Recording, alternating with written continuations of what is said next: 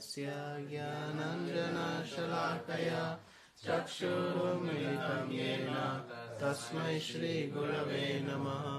श्रीचैतन्यमनोभीष्टं स्थापितं येन भूतले स्वयं रूपा कदा मह्यं ददाति स्वपदान्तिकं। वन्देऽहं श्रीगुरो श्रीयुतपदकमलं श्रीगुरोन् वैष्णवांश्च श्रीरूपं साग्रजातं सहगना रघुनाथान्वितं तं सजीवं साद्वैतं सावधूतं परिजनसहितं कृष्णचैतन्यदेवं श्रीराधा कृष्णपदान् सहगना ललिता श्रीविशाखान्वितांश्च।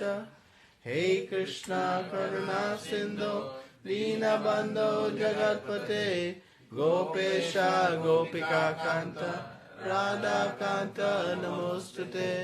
तप्त काञ्चन गौरङ्गी राधे वृन्दावनेश्वरी वृषभानुसुते देवी प्रणमामि हरिप्रिये।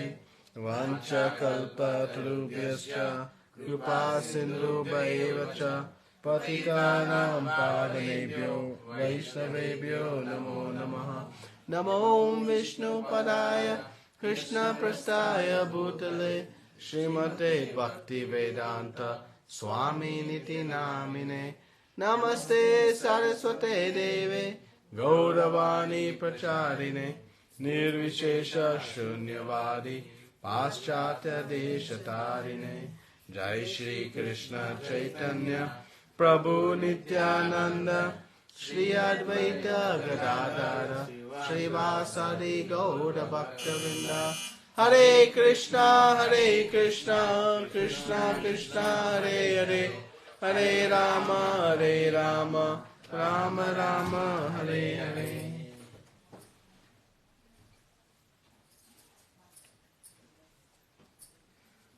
Hare Krishna. So welcome. Thank you, Babaji and Mataji, for inviting us into your home. Thank you for this very auspicious event. So what are we doing today? Installation of Bhagavatam. Yeah, welcoming Srimad Bhagavatam. So what is Srimad Bhagavatam? How many of you have participated in a Srimad Bhagavatam discussion or welcoming previously? Okay. All of you? Everybody? Most of you? Okay, good. So what is Srimad Bhagavatam? Anything you know about Srimad Bhagavatam? Pastimes of Krishna. Pastimes of Krishna. What else? Literary incarnation of Krishna himself. It's a literary incarnation of Krishna himself. Very good. What else? There's no right answer, just whatever. Any comment on Srimad Bhagavatam. It's very auspicious for us to offer some comment on Srimad Bhagavatam or some glorification. Huh? As you said earlier, if everything is lost, but just we have a Bhagavatam set, nothing is lost. in this world. Yes, we'll talk about that. The value of Srimad Bhagavatam is incalculable. Any other comments on Srimad Bhagavatam? What is Srimad Bhagavatam? It's the nectar. Huh? Like the sweetness, the nectar. That's all. It is very sweet, the nectar. Some ripened fruit. We'll discuss that.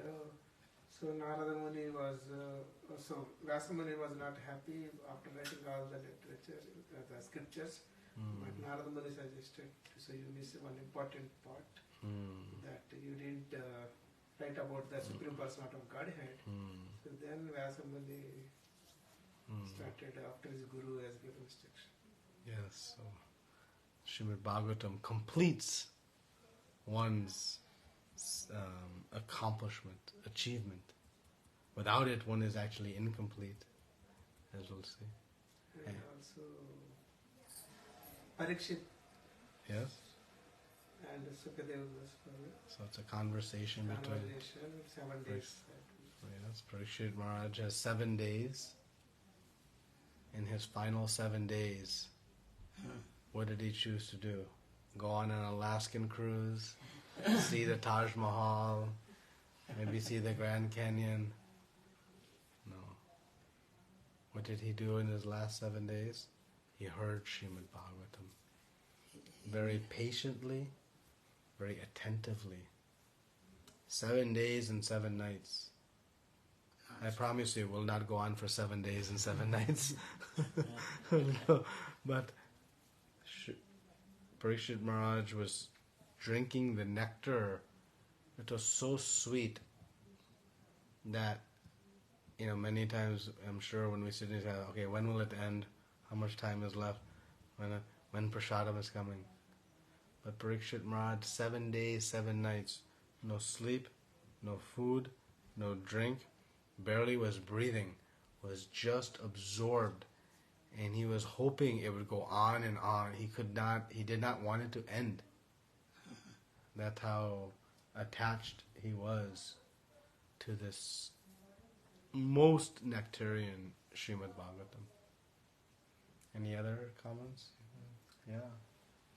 Parikshit Maharaj knew how to live body. Yes. And this is Bhagavatam teaches us how to live body remembering Krishna. Yes. Parikshit Maharaj knew what is the best of all things to do. So, let us have a short introduction to Srimad Bhagavatam, and then we'll read a verse and have a little discussion on that. That's okay? And then, of course, we'll have an opportunity to offer our respects to Srimad Bhagavatam. So first thing we should understand, it is by the inconceivable mercy of His Divine Grace A.C. Bhaktivedanta Swami Srila Prabhupada that we even have come to know something substantive and authoritative and authentic about Srimad Bhagavatam. When Srila Prabhupada was inspired by some of the readers of his magazine to write books, because he said, these magazines are so amazing, but the problem is we read them and then we throw them, like the newspapers and things. You need to write something that people will keep. So he began his translation of Srimad Bhagavatam. This was when he was still in India.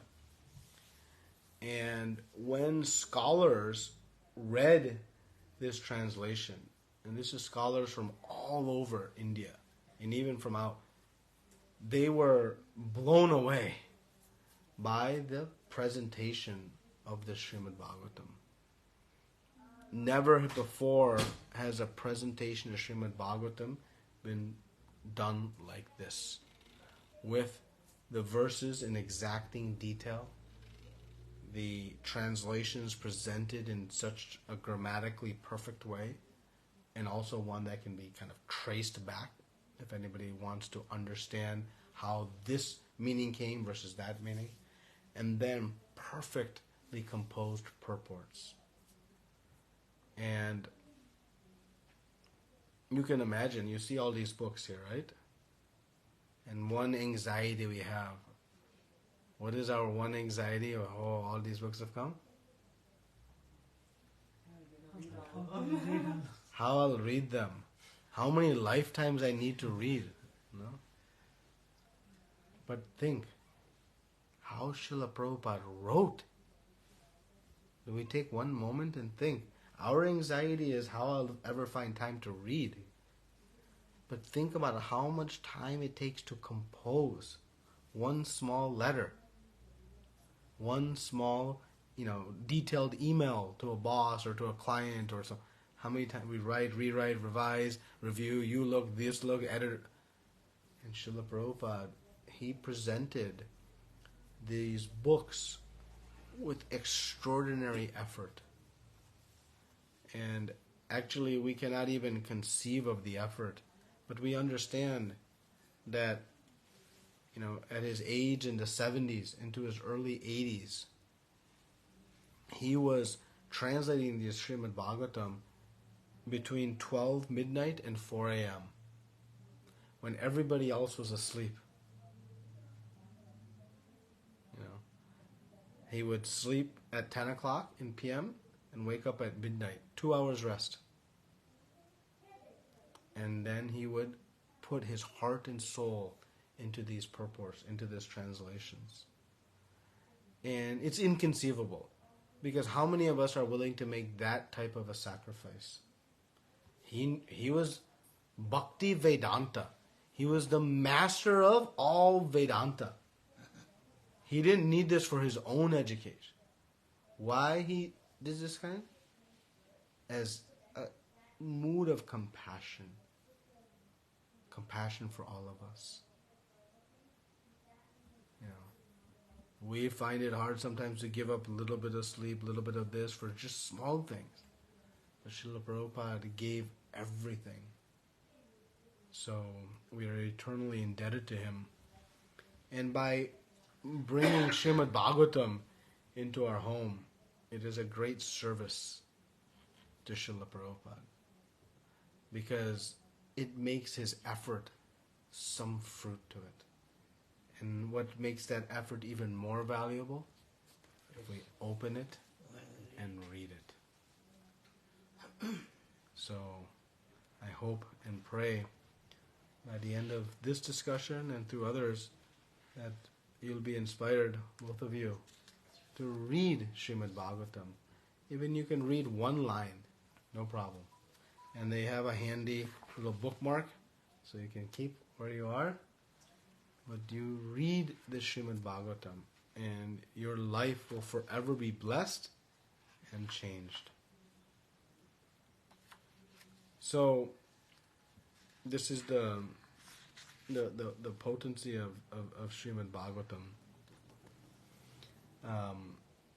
As Prabhuji mentioned in Acharya's comment, that Srimad Bhagavatam is so valuable. If we lose everything in the whole universe, but somehow Srimad Bhagavatam was preserved, actually nothing is lost.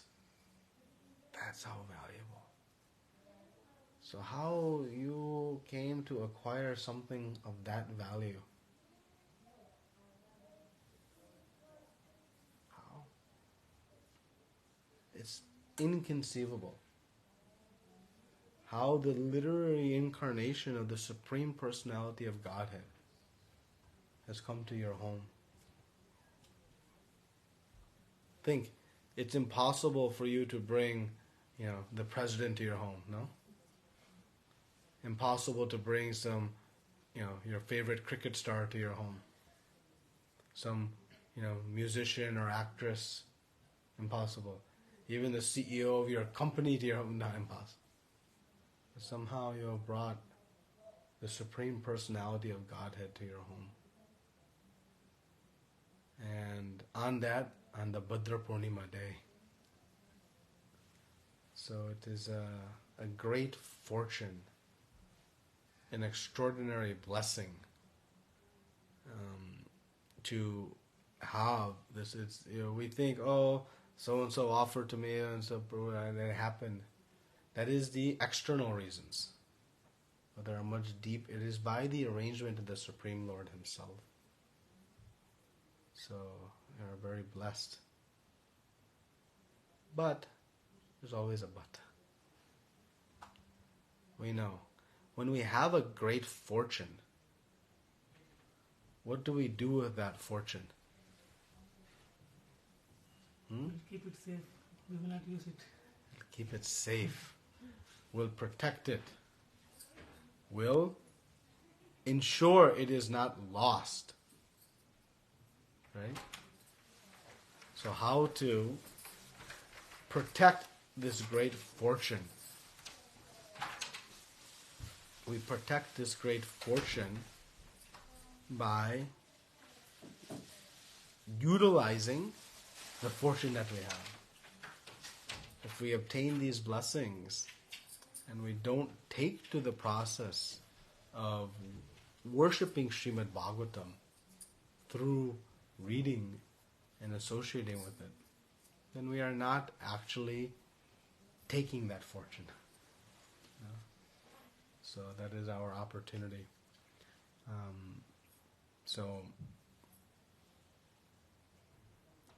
how sweet and potent is Srimad Bhagavatam, we get many indications. One we discussed. Parikshit Maharaj was a pure devotee of the Lord. And in his final days on this planet, what did he choose to do?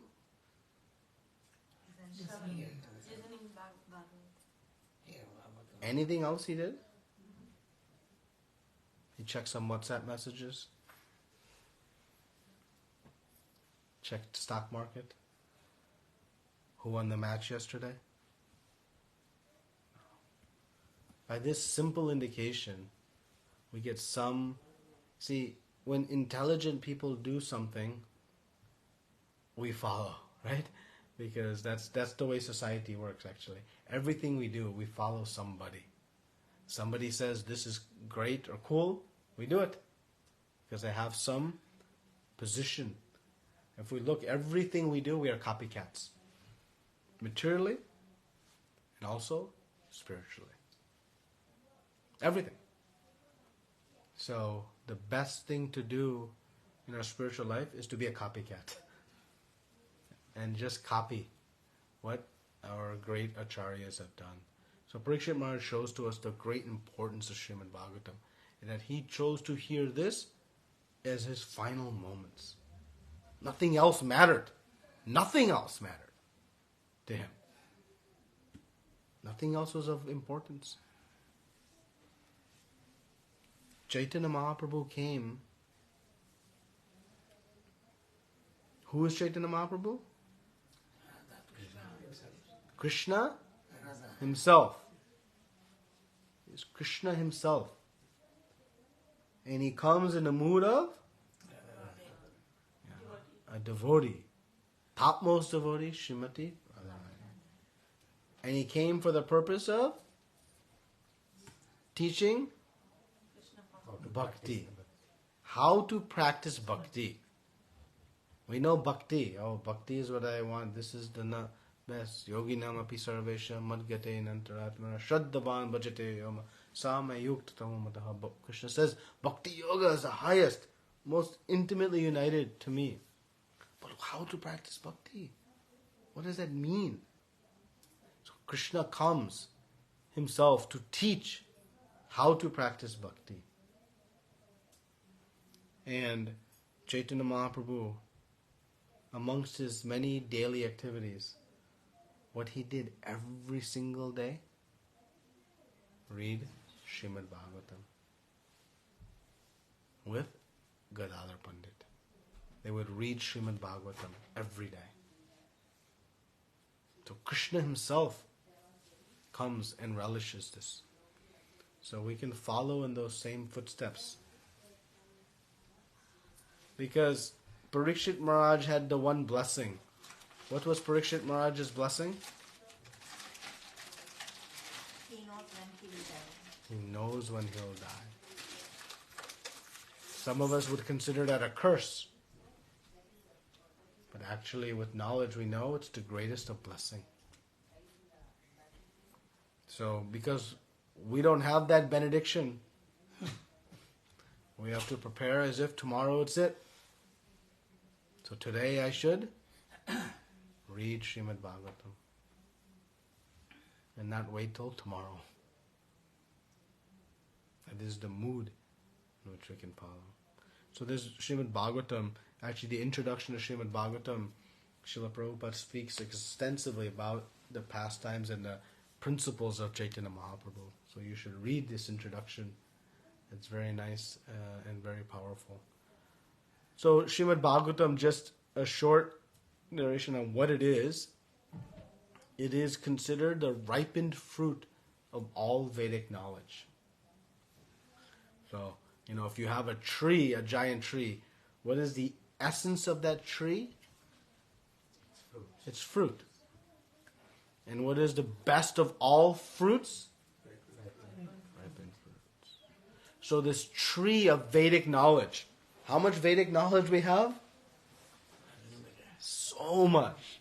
So many Puranas, 4 Vedas, one Veda broken into 4 parts, so many Upanishads, so many different Shastras are there. Right? What to study, what is the essence of everything? That is Srimad Bhagavatam. That is it's called the ripened fruit. Not just the fruit, but the ripened fruit of the Vedic knowledge tree. This is Srimad Bhagavatam. And we have proof evidence of this. Because as we heard in the initial commentary, Srila Vyasadeva, he is who put to writing all of this Shastra. Right? He was reciting and Lord Ganesh was writing.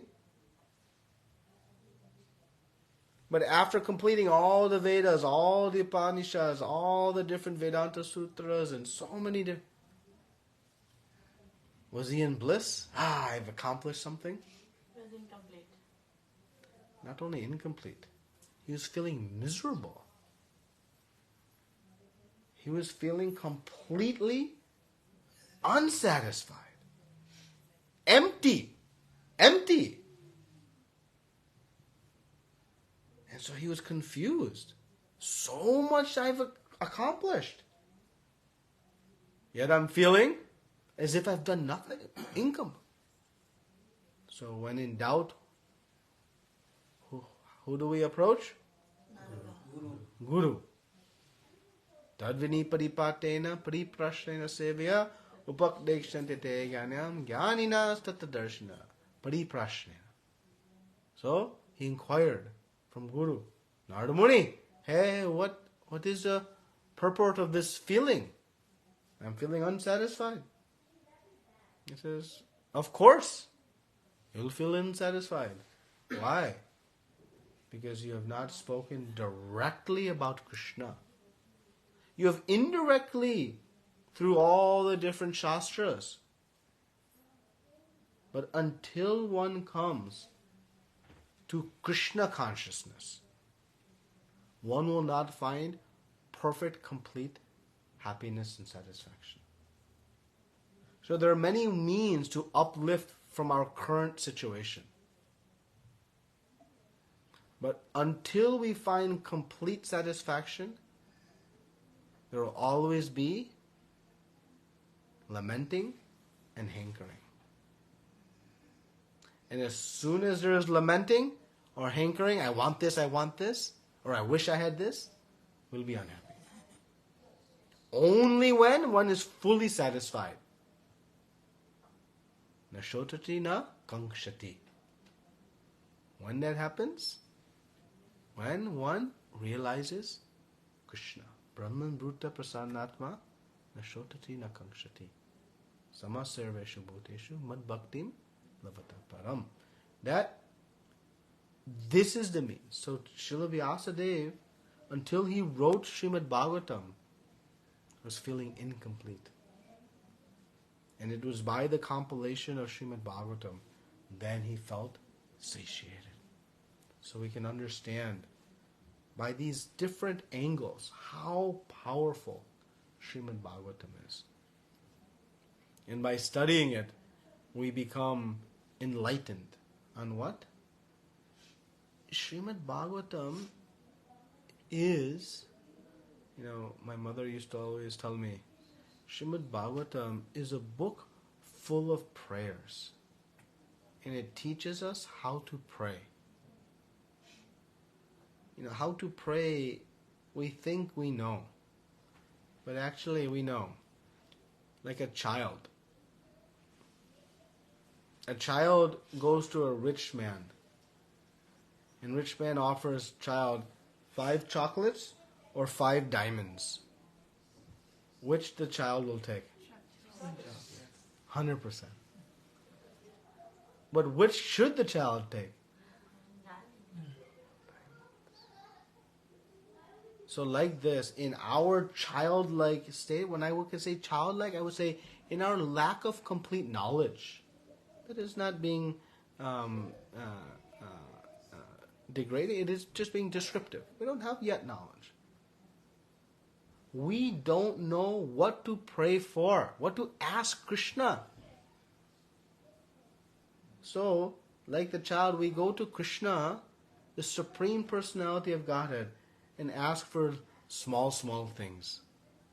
Like, give me $1 million, give me this, give me that, help me get my visa stamped, help me to get this done, give me a house, give me this. And these are, as we learn from Srimad Bhagavatam, like asking for chocolates from a very rich man who's giving anything and everything. There's all these things that we are asking for. They're all temporary. And even when we get them, we'll not be happy, not be fulfilled.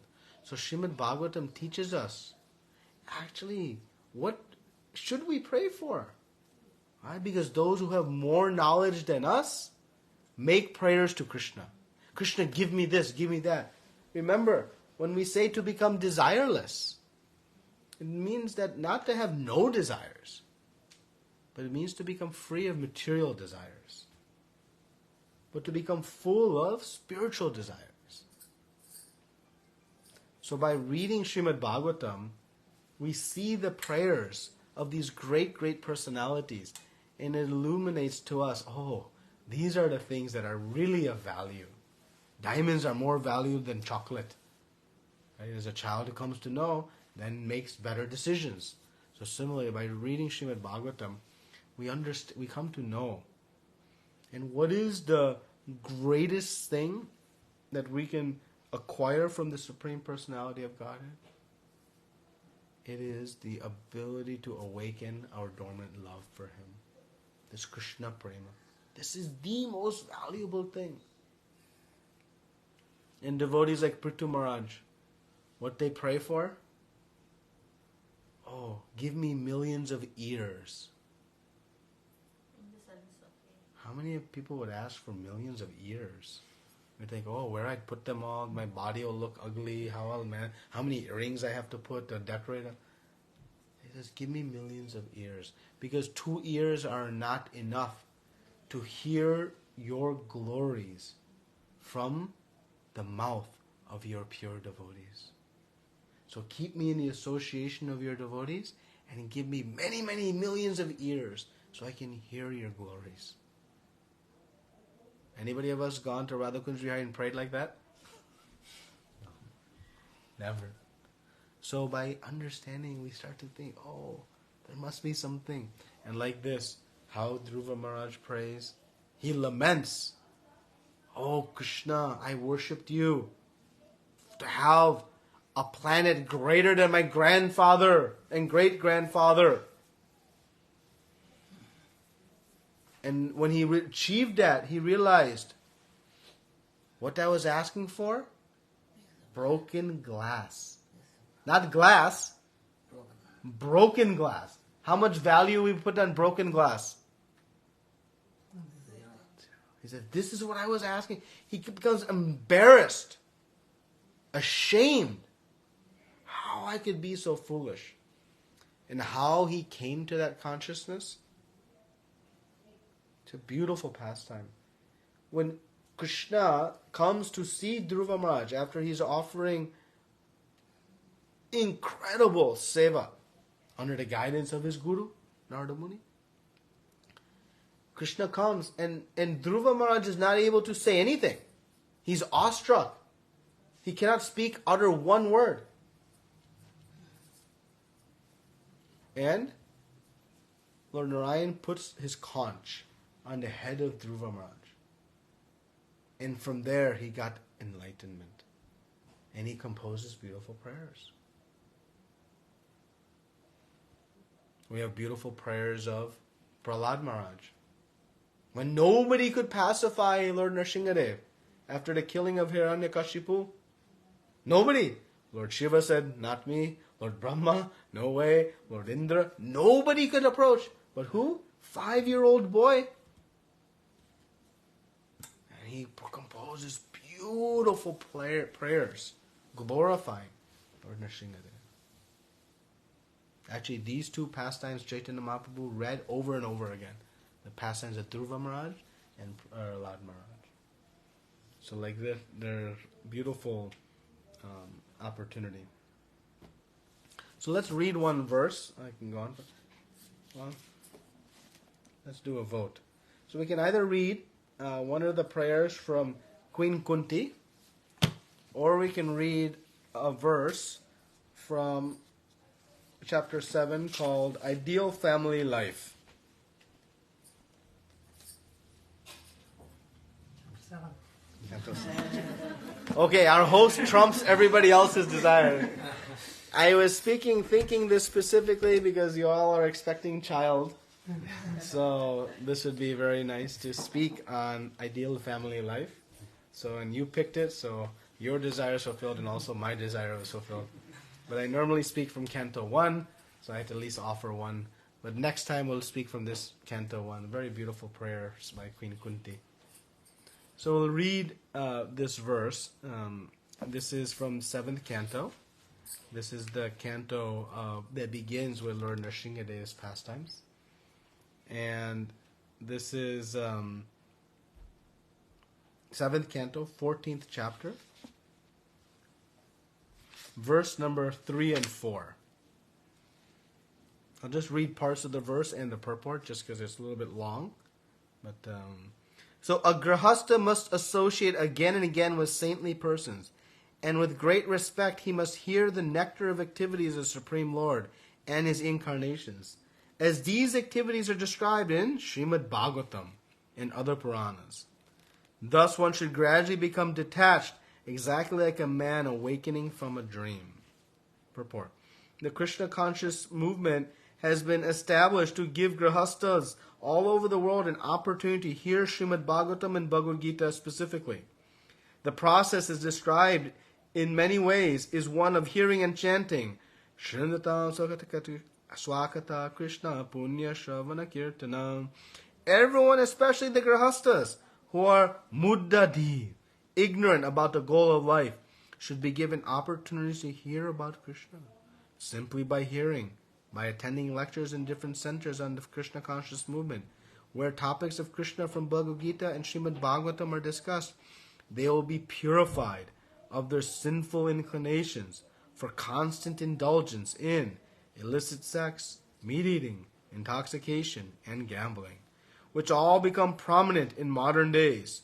Thus they can be raised to the status of light, Punya Shravana Kirtana, simply by joining the Kirtana, Hare Krishna, Krishna Krishna, Hare Hare, Hare Ram, Ram Ram, Hare Hare.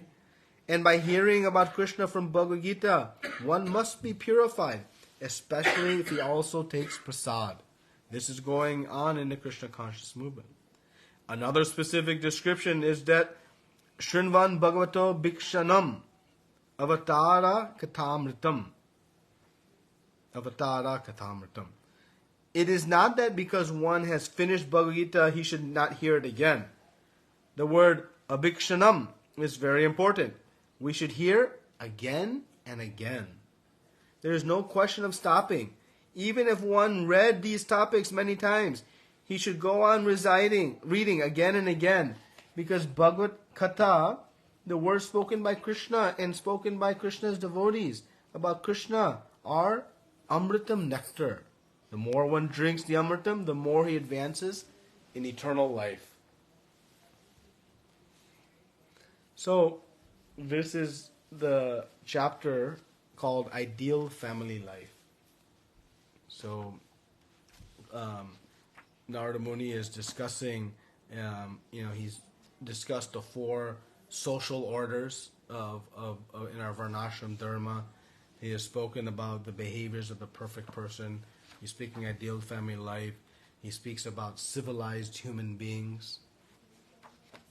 If we see in today's society, this section of Srimad Bhagavatam is in much need. We have complete uncivilized life.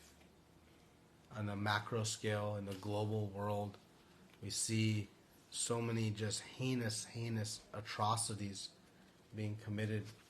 And you want to see how uncivilized life is, just read the newspaper. and we get some idea. But Srimad Bhagavatam actually gives us perfect instructions on how to actually live a perfect and proper life. So, in family life, in Grahastha life has its wonderful features and also some challenges. That's the nature of Grahastha life, right?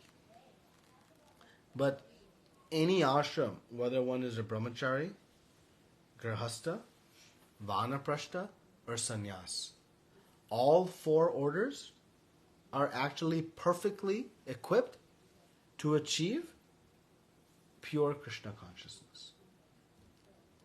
Spiritual life is not the exclusive territory of the sannyasis or the brahmacharis or the vanaprasthas, but actually it is through all four orders of life that one can perfectly achieve success.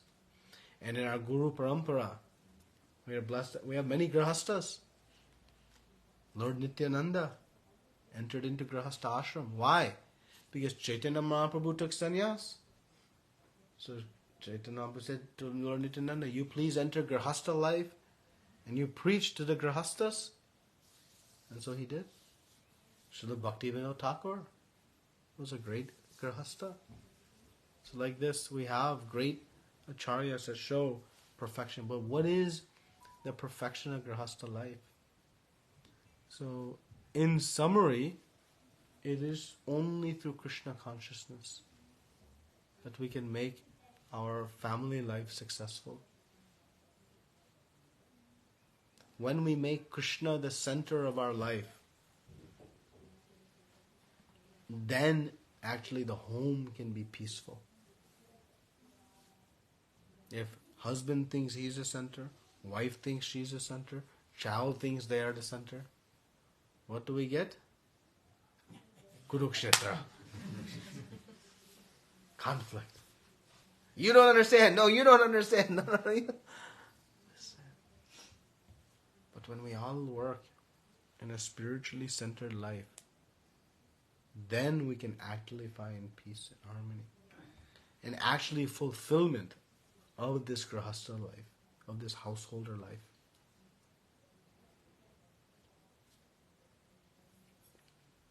The grahastha ashram is an opportunity to practice Krishna consciousness in a way that also purifies us of our impurities.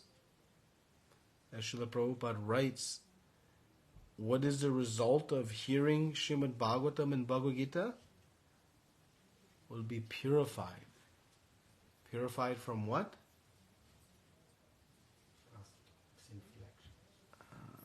He says, not our past sinful actions. That'll also happen. But even more important than past sinful actions is our current sinful inclinations. Because I can take bath in the Ganges and become free of my past sins. But what's the problem? Do it again. Again, I am carrying on with this sinful life. Elephant bath. The elephant bath, as Parikshit Maharaj says. All these prayaschitta sacrifices. So what to do?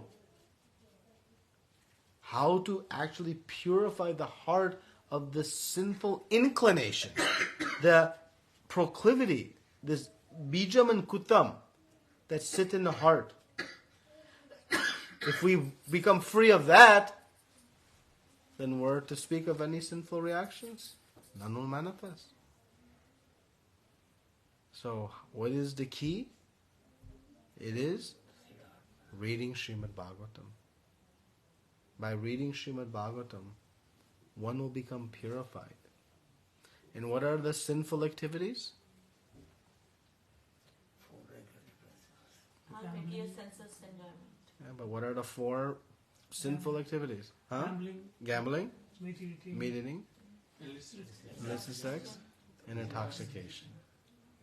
So these four things, they are the four pillars of adharma. They break dharma.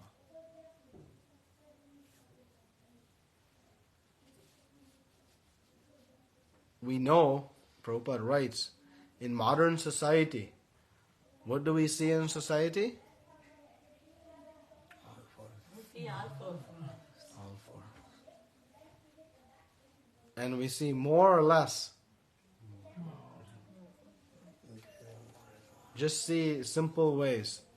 25 years ago, maybe 30 years ago, if you wanted to do some gambling, what do you have to do? You have to go to Las Vegas or these places. Now, Yeah. anyway, now you don't even do it. You can do on your phone. Intoxication. 50% of the billboards are advertising what?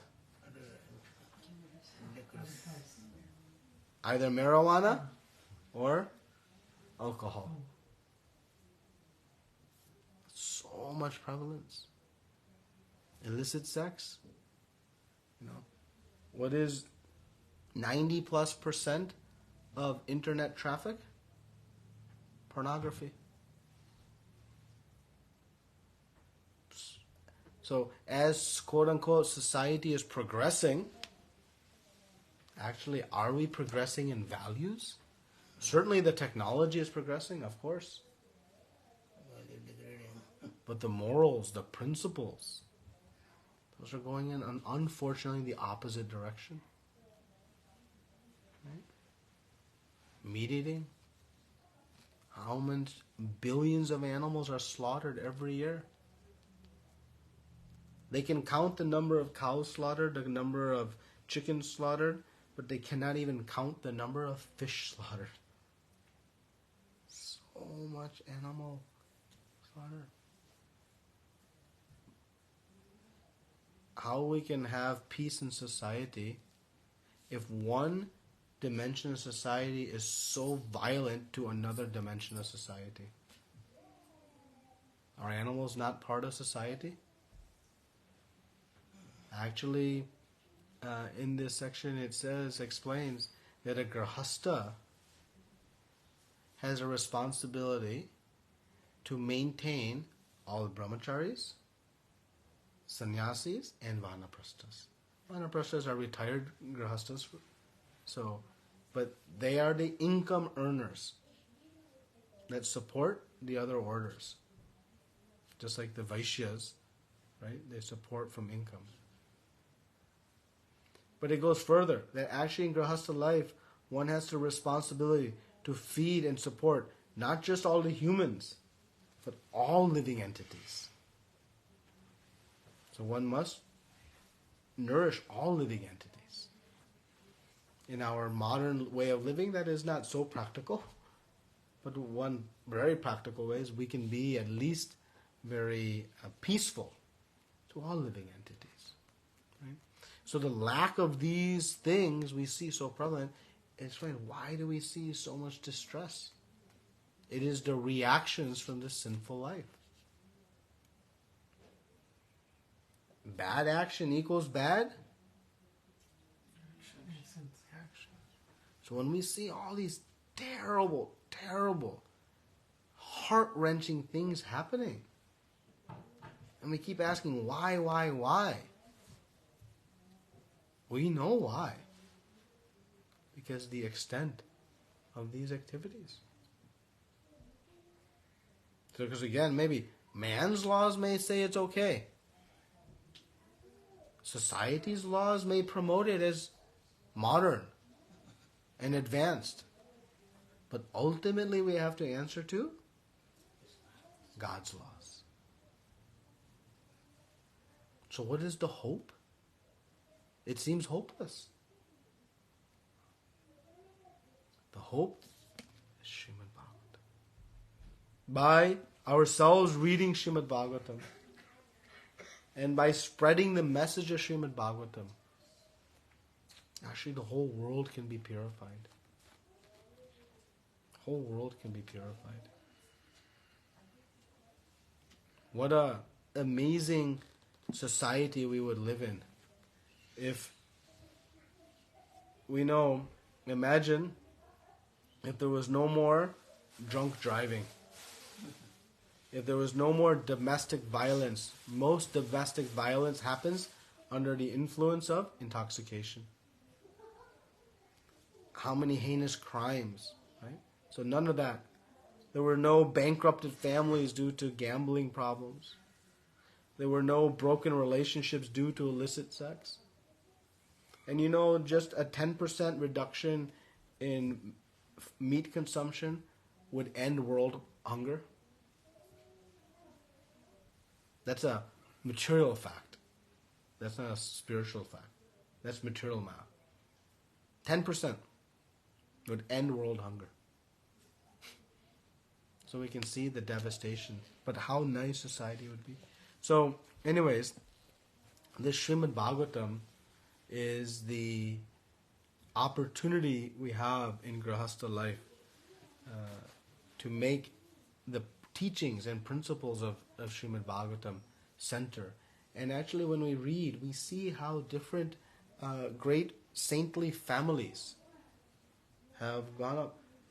Earlier in this chapter, we have a beautiful chapter, very appropriate, which is what Prahlad Maharaj heard in the womb of his mother. So spiritual science is so powerful. Sometimes we wonder how Prahlad Maharaj became such a pure devotee of the Lord. He is the son of the greatest of all demons. And so Prahlad Maharaj explains that I heard Srimad Bhagavatam. I heard this knowledge while I was in the womb of my mother. So Mataji, you can read Srimad Bhagavatam out loud and baby will hear. Undoubtedly. The benefit and the beauty is because baby is still in a very, precarious position, there is no ego. They fully surrender. So the knowledge, when we hear, I know better. No. We have acquired so much false ego.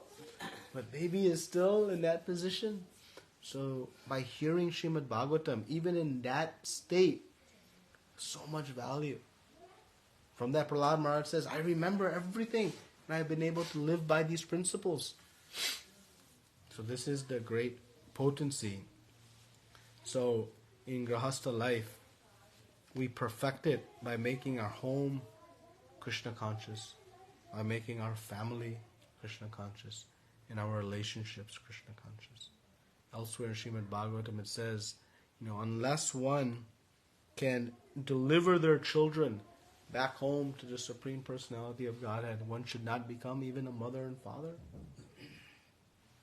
Just like one should not become a guru unless they can deliver their disciples. Like this is the opportunity and responsibility we have in Grahastha life. So there are many, many teachings on that, but I think it's getting a little bit late. So I wish both of you the blessed opportunity to read Srimad Bhagavatam every day, to enrich your life, to purify the heart, to teach us what it is that we really can pray for from the Supreme Lord, and to relish the sweetest of all nectars that was so sweet that Parikshit Maharaj knew nothing else more valuable, more important in his final 7 days than hearing Srimad Bhagavatam. And so it is the greatest of all fortune that Srimad Bhagavatam has appeared in your home. And it is a great fortune. Do not underestimate its extraordinary fortune. And I'm very happy for you and wish that you'll take this fortune and utilize it. Because there's nothing worse than a wasted fortune. We become so fortunate to get and then we lose it. So utilize it. And if anybody else would like to bring Srimad Bhagavatam into their home, I recommend you do it tonight. Even that we can arrange. And if you cannot arrange, we'll bring it to you. But bring Srimad Bhagavatam into your home. It is so fortunate. So I beg and pray that all of you will bring Srimad Bhagavatam into your home and read Srimad Bhagavatam and benefit as the great acharyas before us have benefited unlimitedly by Srimad Bhagavatam. Thank you very much. Grantharaj Srimad Bhagavatam ki jai. Srila Prabhupada ki jai. Any questions, comments before we? Yes. Why is this many cantos is written? Is it based on how the yugas passed? Is it like Satya Yuga, Treta Yuga, Dwapara Yuga, or how? It's not exactly presented in chronological order, but there is a chronology or a sequencing to the 12 cantos. So each canto has a specific, sort of theme or kind of purpose for the ultimate, answering the questions how one should perfect leaving this body. And the cantos go and they explain, different dynasties starting with the kind of beginning of creation, and they explain. But it's not exactly in what we call sequential chronological order.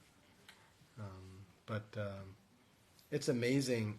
Like, for example, if you read 12th canto Srimad Bhagavatam, it describes, particularly in the second chapter, the condition during Kali Yuga. And this was written long before.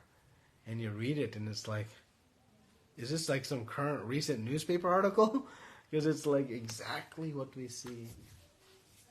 So it has all these, amazing, powerful statements and presentations of fact. But it's not exactly in chronological order. So different appearances of the Lord are described through the 9th canto. And then in the 10th canto, the appearance of Lord Krishna is described. It is the largest of the cantos, 90 plus chapters. And all of Krishna's pastimes are described. And then in the 11th canto, a little bit technical canto, some different conversations are, and then the 12th canto is the final. So like that, it moves. But so many different topics are described. The creation of this universe, how is this actual universe created, what happens first, second, third, all these things that scientists are speculating on. Okay. Any other questions? Yeah. When we read Bhagavad Gita, and after hearing from you the same, then we found out only we got 5%, 10%, when we read ourselves. So, is the same will go to Srimad Bhagavatam? Yeah. So, the reading of Srimad Bhagavatam is like this. Whether you know and understand what you're reading or not, the effectiveness is there. Just like doctor gives you some medicines, and you take the medicine. If I know how that medicine is working within my body and what the chemical reactions are happening, whether I know it or not, the medicine is effective. Right?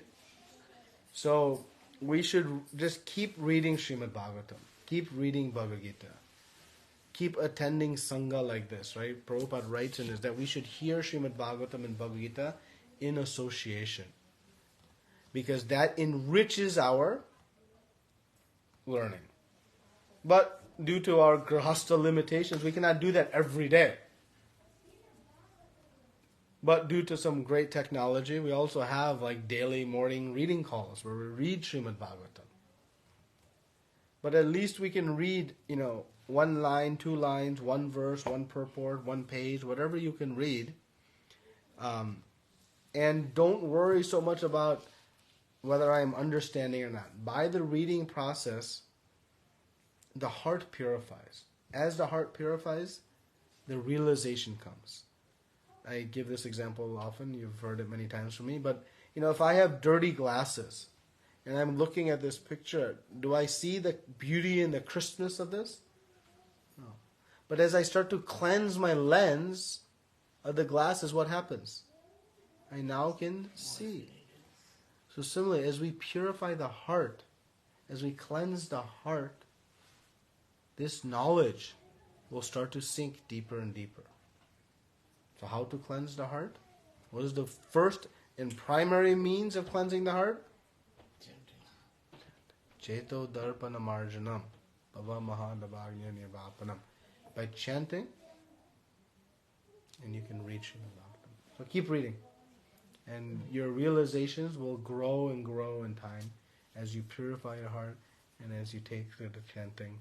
And these weekly sanghas are the opportunity for us to learn on a little bit deeper level. Okay? Thank you. Any other questions?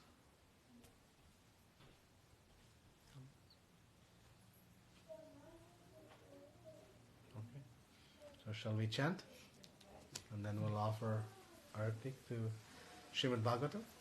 Thank you very much. Srila Prabhupada ki, Ananta Koti Vaishnavrinda ki.